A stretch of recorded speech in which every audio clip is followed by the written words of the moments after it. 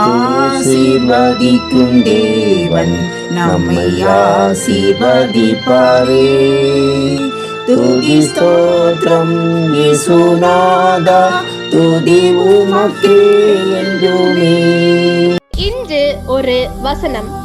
உனக்கு கிடைத்த இந்த நாளிலாகிலும் உன் சமாதானத்துக்கு ஏற்றவைகளை நீ அறிந்திருந்தாயானால் நலமாயிருக்கும். லூக்கா 19:42. அன்புக்குரியவர்களே, இயேசு கிறிஸ்துவின் இனிய நாமத்தில் உங்களை வாழ்த்துகிறோம். பண்டிகை கொண்டாடுவதற்கு கிடைத்த வாய்ப்பை பயன்படுத்தி எத்தனை விதங்களில் கொண்டாடுகிறோம். அதனை ஒரு பக்தியாக கூட எண்ணுகிறோம். ஆனால் நம்முடைய இரட்சிப்புக்காகவும் பரிசுத்தமான வாழ்க்கைக்காகவும் நித்திய வாழ்விற்காகவும் தரப்பட்ட கர்த்தராகிய இயேசுவை எந்த அளவு பயன்படுத்துகிறோம்? கிறிஸ்தவ போதனைகளில் ஒரு சிறு விஷயத்தை பின்பற்றாதவர்கள் கூட ஆண்டுதோறும் கிறிஸ்துமஸ் பண்டிகை கொண்டாட தவறுவது இல்லை.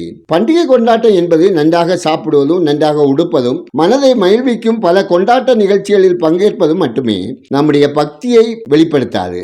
இயேசு கிறிஸ்து என்னும் மாபெரும் பொக்கிஷத்துக்குள் இருக்கிறவைகளை நாம் கண்டுகொண்டு அனுபவித்தால் அதனால் ஏற்படுவதே உண்மையான ஆவிக்குரிய கொண்டாட்டம். இந்த கொண்டாட்டத்தை பார்த்து பரலோகம் மகிழும். நாம் பாவம் செய்யாமல் வாழும் வலிமையை பெற்றுக் கொள்வதற்காகவே இயேசு தரப்பட்டார். நாம் தெய்வீக சுவாபங்கள் உள்ளவர்களாக மாறவே இயேசு தரப்பட்டார். நாம் தேவன் அருளும் சமாதானத்தோடு வாழ்வதற்காகவே இயேசு தரப்பட்டார். நாம் கிறிஸ்துவின் மகிமையை பிரதிபலிக்கும் சாட்சிகளாக வாழ்வதற்காகவே இயேசு தரப்பட்டார். நாம் உலகின் சாயலை பிரதிபலிக்காமல் உன்னதத்தின் சாயலை பிரதிபலித்து வாழவே இயேசு தரப்பட்டார். நித்திய வாழ்வின் நம்பிக்கை பெறவே இயேசு தரப்பட்டார். பண்டிகை கொண்டாட ஆயத்தமாகும் நாம் கிறிஸ்துவை உள்ளத்தில் பெற்றிருக்கிறோமா?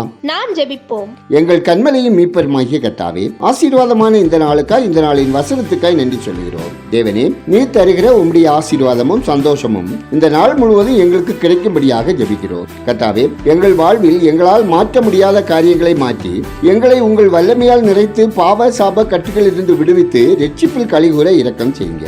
கர்த்தாவே, எங்கள் வாழ்க்கையில் எல்லா நாட்களும் உங்க நன்மையும் கிருபையும் தொடரச் செய்து உம்முடைய வருகைக்கு ஏற்ற விதத்தில் எதிர்பார்ப்புடனும் விழிப்புடனும் வாழ எங்களை ஆசீர்வதிங்க. கர்த்தாவே, ஒவ்வொருவரின் அனுதின தேவைகள் சந்திக்கப்படவும், கையின் பிரயாசங்கள் ஆசீர்வதிக்கப்படவும், வீண் செலவினங்கள் ஏற்படாதவாறு ஆசீர்வதிக்கப்படவும், போக்குவரத்தில் உங்க பாதுகாப்பை பெற்று அனுபவிக்கவும், தொழில், வேலை, வியாபாரம், விவசாயத்தில் எதிர்பார்க்கும் நன்மைகளை பெற்று அனுபவிக்கவும் தேவ வழி நடத்தல் வேண்டுமாய் ஜெபிக்கிறோம். அப்பா, ஒவ்வொரு குடும்பத்திலும் சமாதானத்தை குலைக்கிற பிரச்சனைகளை கொண்டு வர முயலுகிற சத்துருவை மேற்கொள்ள உங்க பெலன் பரிசுத்த ஆவியானவரின் ஆளுகை வேண்டுமாய் ஜெபிக்கிறோம். கர்த்தாவே, நெடுநாளாய் வியாதியோடு, சரீர பலவீனத்தோடு, கடன் பிரச்சனைகளோடு வாழுகிற ஒவ்வொருவர் வாழ்விலும் நன்மைகள் பெற்று சமாதானமான வாழ்க்கை வாழ இரக்கம் செய்யுங்க.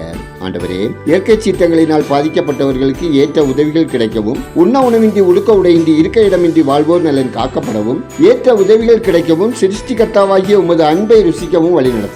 எங்கள் விண்ணப்பத்தை அங்கீகரித்ததற்காக நன்றி சொல்லுகிறோம். துதிய நன்மையுமே உமக்கே செலுத்துகிறோம். இயேசுவின் நாமத்தில் ஜெபிக்கிறோம் எங்கள் ஜெபங்களும் நல்ல பிதாவே. ஆமென்.